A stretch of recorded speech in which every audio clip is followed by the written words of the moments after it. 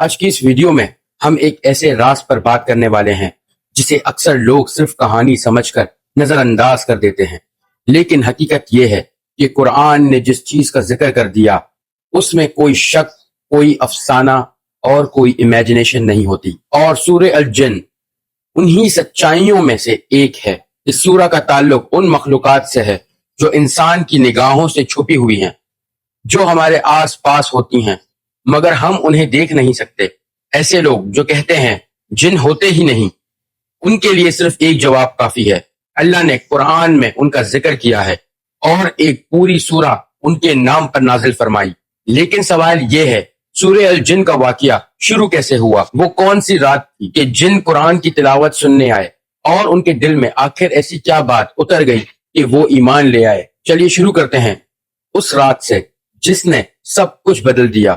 رسول اللہ صلی اللہ علیہ وآلہ وسلم نے مکہ میں لوگوں کو اللہ کا پیغام پہنچایا، لیکن مشرکین نے سننے سے انکار کر دیا۔ وہ کہتے یہ سحر ہے، جادو ہے، کہانی ہے۔ لیکن جب انسان نے سننے سے انکار کیا، اللہ نے چاہا کہ ایک اور مخلوق اس قرآن کو سنے۔ ایک رات رسول اللہ صلی اللہ علیہ وآلہ وسلم مکہ سے نکل کر نخلا کی وادی کی طرف چلے گئے۔ وہاں انہوں نے قرآن کی تلاوت شروع کی۔ آس پاس کوئی انسان نہیں تھا، لیکن اس تلاوت کو سن کر آس پاس کے جن رک گئے۔ وہ چپ چاپ قریب آئے اور قیام ہو کر قرآن کو سنا۔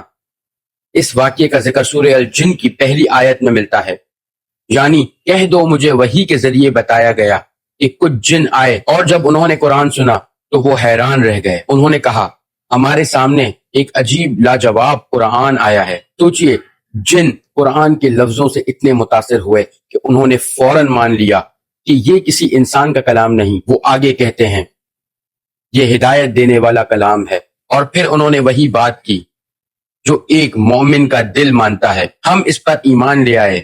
ایک عجیب بات یہاں سمجھنے والی ہے، جن نے قرآن ایک دفعہ سنا اور ایمان لے آئے، اور ہم قرآن بار بار پڑھتے ہیں، سنتے ہیں، تفسیر بھی جانتے ہیں، لیکن اکثر ہمارے دل پر وہ اثر نہیں ہوتا جو ان جنوں کے دل پر پہلی لمحے میں ہو گیا۔ وہ جن لوٹ کر اپنی قوم کے پاس گئے، انہیں وارن کیا، انہیں بتایا کہ ہم نے ایک ایسی کتاب سنی ہے جو ہدایت کی طرف بلاتی ہے، ایک مخلوق جسے لوگ اندھیروں، ڈر اور افسانوں سے جوڑتے ہیں۔ وہ ہدایت کی آواز سن کر دعوت دینے والے بن گئے۔ پھر سورہ میں جن کے اپنے الفاظ میں کچھ اہم باتیں بتائی گئی۔ وہ کہتے ہیں کہ کچھ ہم میں اچھے ہیں اور کچھ برے، یعنی جن بھی انسانوں کی طرح مختلف ہیں، ان پر بھی ذمہ داری ہے، حساب ہے، جنت اور جہنم ہے۔ انہوں نے یہ بھی کہا ہم نے سمجھا تھا کہ اللہ کبھی کسی کو باعث نہیں کرے گا، لیکن جب قرآن آیا تو ہمیں حقیقت معلوم ہوئی۔ سورہ میں ایک اور اہم بات بتائی گئی ہے، جن بھی پہلے آسمان کے قریب جا کر خبر چھینتے تھے، لیکن جب نبی صلی اللہ علیہ وآلہ وسلم کا پیغام آیا، آسمان میں حفاظتی پہرا لگا دیا گیا، صحیح اور گارڈز مقرر کر دیے گئے، یعنی زمین اور آسمان کے درمیان ہر چیز بدل گئی۔ یعنی جب قرآن نازل ہوا تو صرف زمین پر نہیں، پوری کائنات پر اثر ہوا۔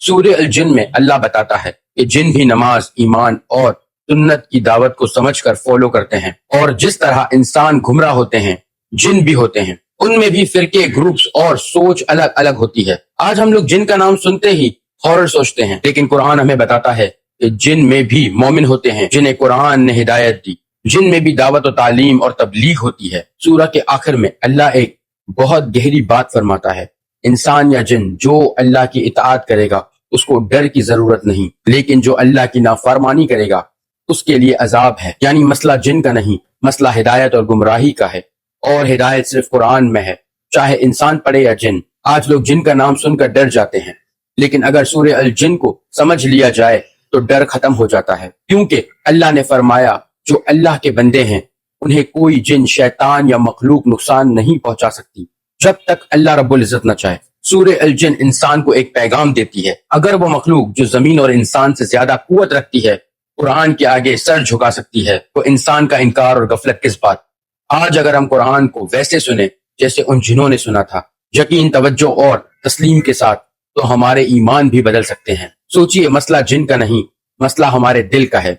تو یہ تھا ہمارا ٹاپک، ہوپ آپ کو پسند آیا ہے۔ اگر پسند آیا ہے تو اس ویڈیو کو لائک کریں، دوستوں کے ساتھ شیئر کریں، میرے چینل کو سبسکرائب کرنا بالکل بھی نہ بھولیے گا، اور اپنا بہت خیال رکھیں۔ تھینک یو سو مچ، اللہ حافظ۔